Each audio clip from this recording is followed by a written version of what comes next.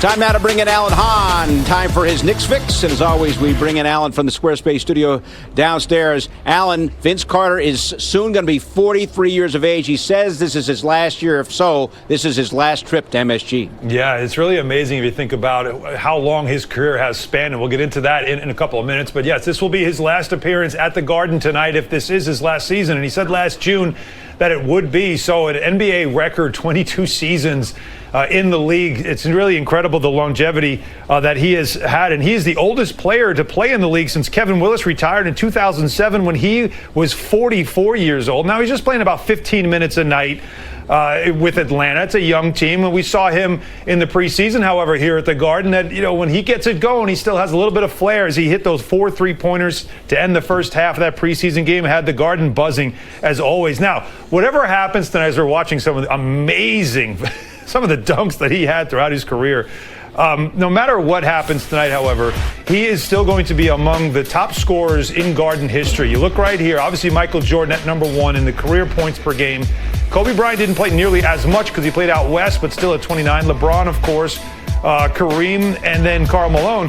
But again, some of those guys didn't play much. Vince Carter spent almost his entire career in the East. So for him, you know, averaging over 21 a game at the Garden, he spent a lot of times playing here at the Garden and is part of a lot of Garden memories for him, including a playoff win for Toronto back in 2001, what an upset that was.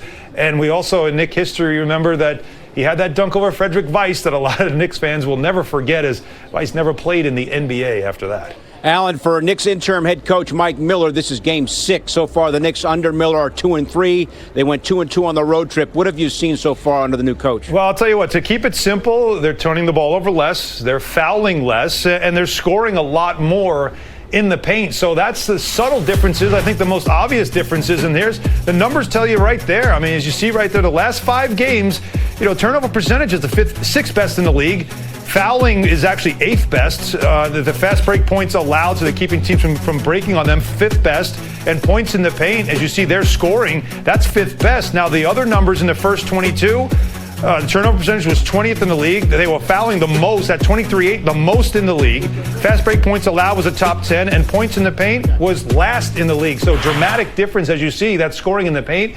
Basically taking advantage of the size that they have. Julius Randle and several others. Mitchell Robinson getting a lot more lobs. You're seeing more screens as well. So, you know, you see if this trend continues. It's a small sample size, but so far it's looking pretty good.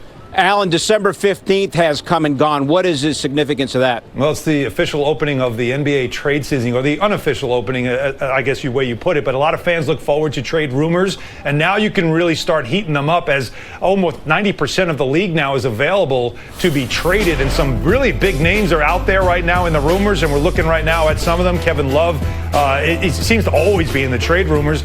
Andre Iguodala hasn't played. Remember, he was traded to Memphis. He doesn't want to play there. Memphis says, well, we're not going to buy you out, so we'll have to wait until you're available to be traded, which is now. And so we'll see where he goes. I'm hearing he wants to go to L.A. Clippers or Lakers. We'll see which team bids for him. Our old friend Danilo Gallinari, he's going to be an unrestricted free agent. Maybe the Thunder can get something for him. He could help out a contender. Chris Paul's, we know, the big contract. Will the Thunder look to move on from him? And recently, a little bit of a rumor about Drew Holiday and the Pelicans, who are struggling, getting off to a tough start. You know, can we see the Pelicans maybe accept an offer? Here's a reason why. Like, at first, you're not going to expect a lot of action in the trade season.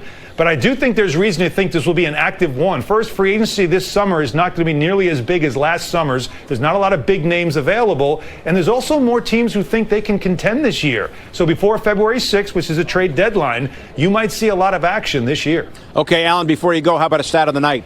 Stat of the night, I'll tell you what, this is kind of a funny one. So we talked about Vince Carter, okay, and his amazing longevity in the league. There's 3 players in tonight's game that weren't born when he made his NBA debut in February of 1999. 3 players, his own teammate, Cam Reddish, R.J. Barrett, and Kevin Knox. Now that is career longevity.